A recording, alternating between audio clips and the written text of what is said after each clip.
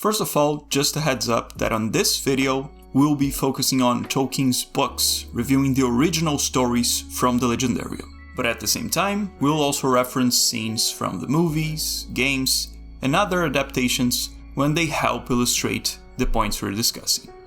To begin to understand Gandalf, let's remember where he came from. At the origin of the universe, the creator, Eru Ilúvatar, created an order of spirits called the Ainur, who were the beings that shaped the progress of creation, just like angels.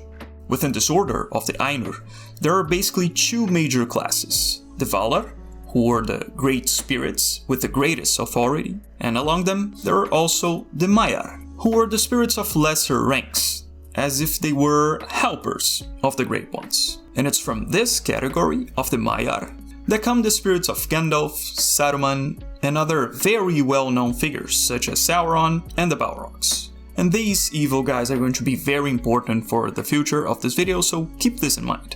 So after the Ainur got to work, the physical world of Arda finally took shape, and the history of Middle-earth was able to evolve for ages and ages. So the reality is that the spirit of Gandalf has been deeply involved with Middle-earth since the origin of the world, back in the dawn of creation. But with the passing of the ages and the years, the course of Gandalf's story took a whole new turn when an ancient threat returned from the shadows. By the end of the Second Age, Sauron manipulated the elves into crafting the Rings of Power, which eventually led to a series of conflicts in Middle-earth, between those who aimed to liberate or dominate the lands. And as this instability grew, the Valar decided to send support to the Free Peoples who were being threatened. And it was in this initiative that the group of the Istari was formed, the group of wizards who included Gandalf and other Maiar. In the book Unfinished Tales, there's a section that sums up very well what the mission of the Istari was.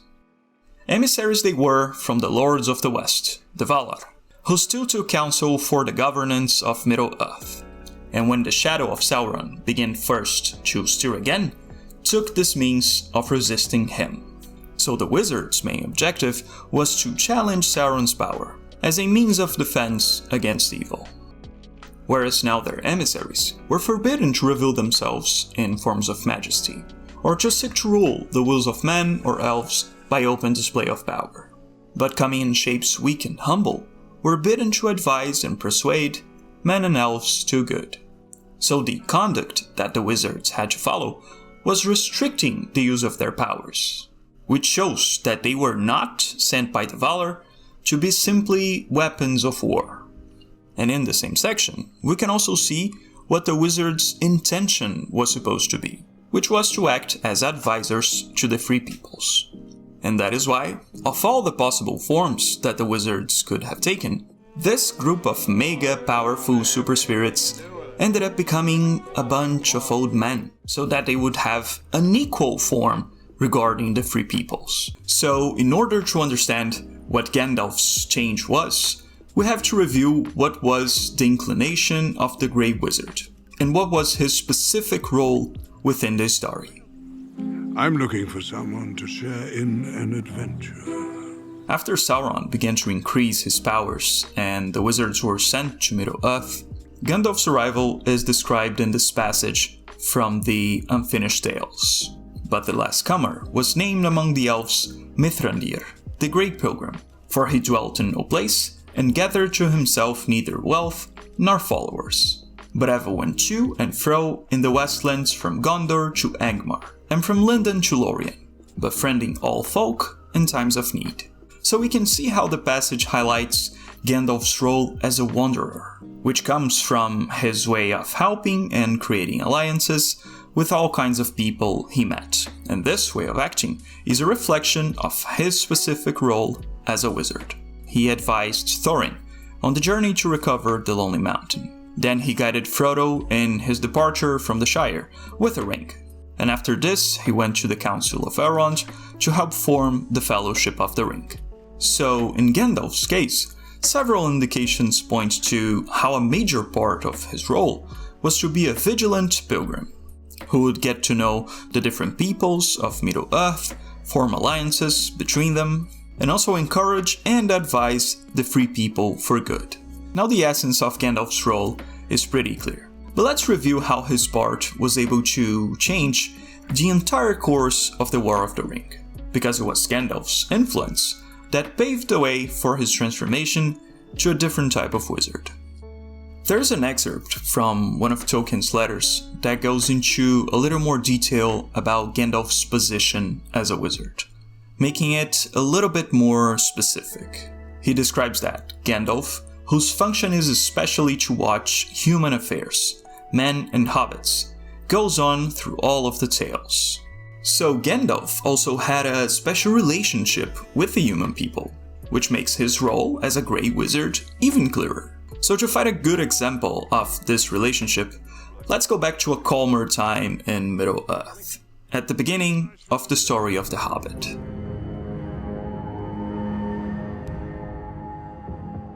During this time, Gandalf already knew that Sauron had risen once again, and one of his fears was a possible alignment between him and a dragon from the Lonely Mountain, Smaug, since the dragon Sauron might choose with terrible effect. And then, when Thorin Oakenshield asked for help to face Smaug and retake the mountain, Gandalf took that opportunity to solve two problems at once: help a friend, and also restrict a possible reinforcement for Sauron. But for this mission, Gandalf also had a curious instinct to bring a new element, one that came far away from the Shire. Since the beginning of his plan, Gandalf believed that a hobbit could be a great addition to Thorin's journey. After all, they were all nice folk and more stealthy than the dwarves, so they could be useful at infiltrating the Lonely Mountain.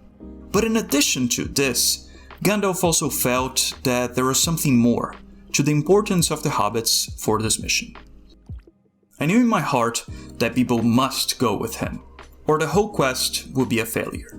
Or, as I should say now, the far more important events, by the way, would not come to pass. So I had still to persuade Thorin to take him. So Gandalf already had a gut feeling about Bilbo's importance to Thorin's mission.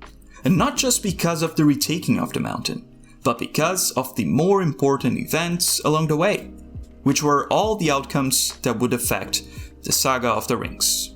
As we know, it was on this journey with the dwarves that people found the one ruling ring, which would be the key element in deciding the entire War of the Ring.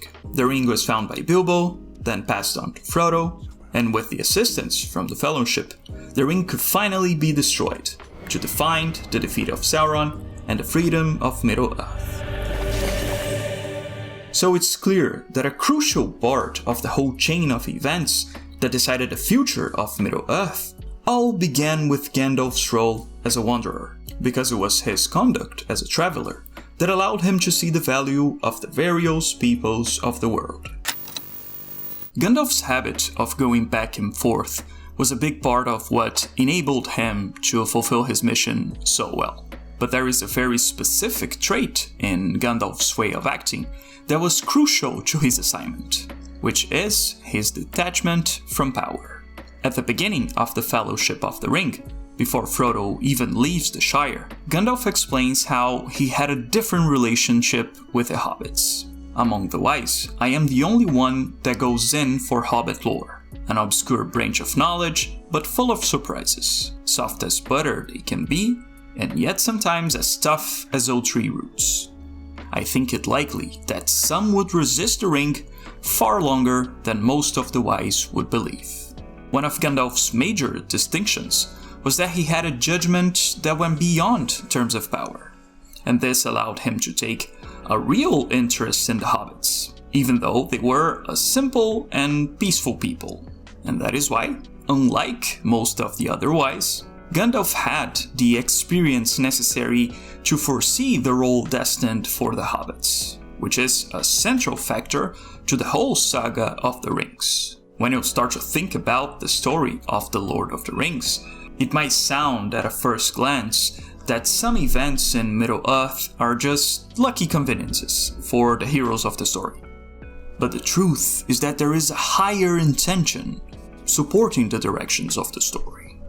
For example, Well, after the end of the War of the Ring, there's a line from Gandalf where he recalls how Frodo left the Shire, remembering the beginnings of the story. And this is what he says. "In that far distant time, I sat through a small and frightened hobbit. Bilbo was meant to find the ring, and not by its maker, and you therefore were meant to bear it. And I might have added, and I was meant to guide you both to these points." So here, Gandalf makes it very clear how the hobbit's role was not just a random improvisation, but a destiny encouraged by a higher authority. Well, now we have a clear picture of what the Grey Wizard's function was in Middle-earth. But it turns out that Gandalf's story changed significantly after the formation of the Fellowship of the Ring. And this is when we start to see his evolution taking shape. While the two blue wizards moved away to distant regions, Radagast lost the focus on his mission, concentrating too much on the animals. And at the same time, Saruman became corrupted in his quest for domination. And to make things even worse, Gandalf dies after the fight against the Balrog. Then, from a certain point onwards, none of the wizards were available to offer the support that the Valar expected from them. As a result, the threat of the evil forces grew even further through the power of both Saruman and Sauron, and the war became even more dangerous. So to compensate for this imbalance, Gandalf had to evolve to a higher form. In one of his letters, Tolkien describes the fall of the wizards like this. The wizards, as such, had failed, or if you like, the crisis had become too grave and needed an enhancement of power. So Gandalf sacrificed himself, was accepted, and enhanced and returned. So it was because of this context, of the growing threat of war, that Gandalf had to be sent back and enhanced, so that he could make up for this lack of support from the forces of good. In the fight against the Balrog, Gandalf recognizes that he's the only member of the Fellowship who is capable of facing an enemy like that. Because, after all, the Balrog is also a Maya, a spirit of the same nature as Gandalf himself.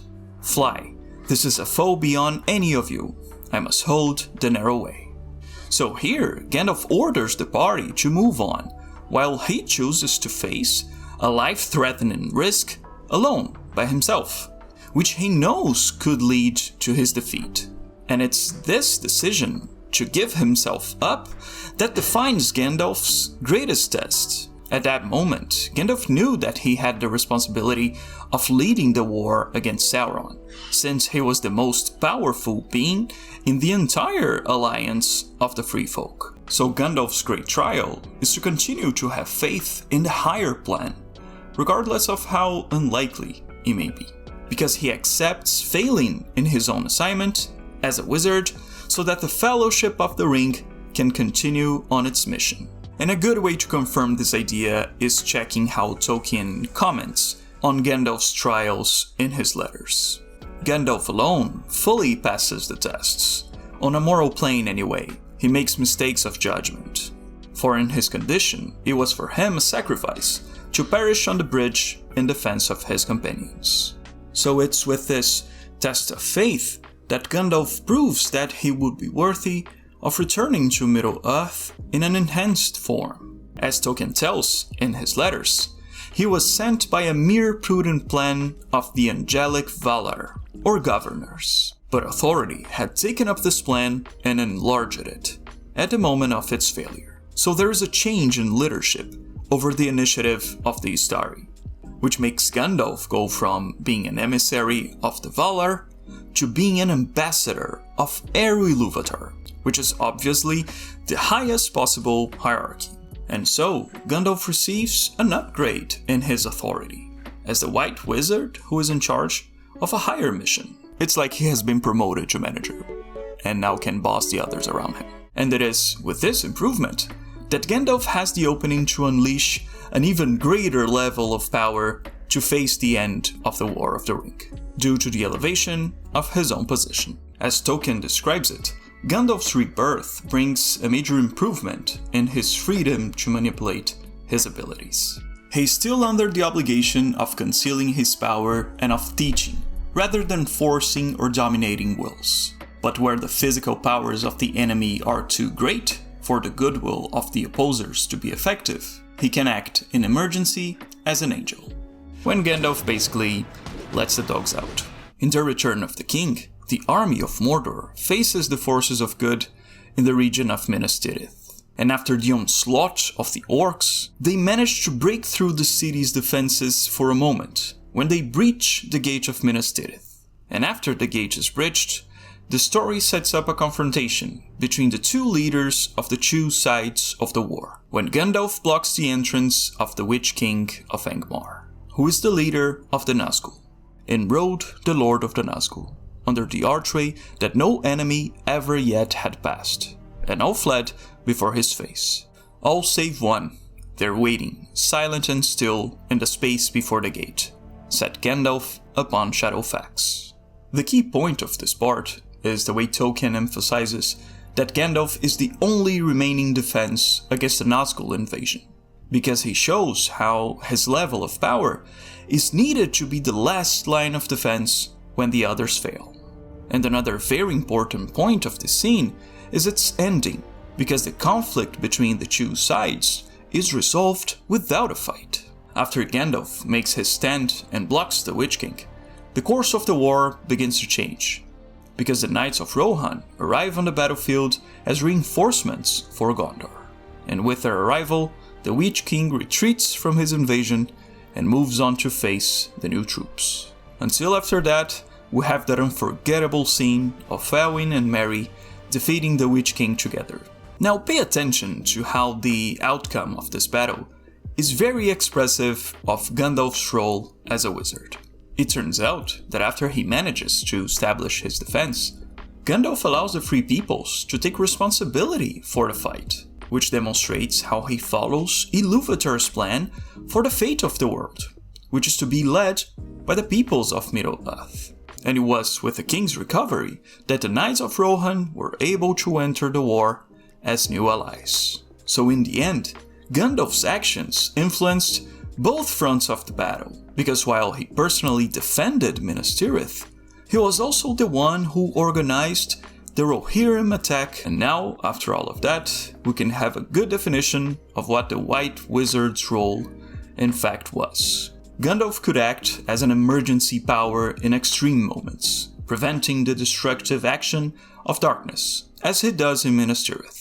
But he also does not fail to encourage the independent action of the children of Ilúvatar, because once he has blocked the enemy's action, he allows the fight to be passed on to the agents of the Free Peoples. He alone is left to forbid the entrance of the Lord of the Nazgul to Minas Tirith, when the city has been overthrown and its gates destroyed. And yet so powerful is the whole train of human resistance that he himself has kindled and organized, that in fact no battle between the two occurs. It passes to other mortal hands. In his first phase, Gandalf acted as a wandering sentinel, but after his rebirth, Gandalf is given a new authority, amplified by Eru himself, which is the great point of his change.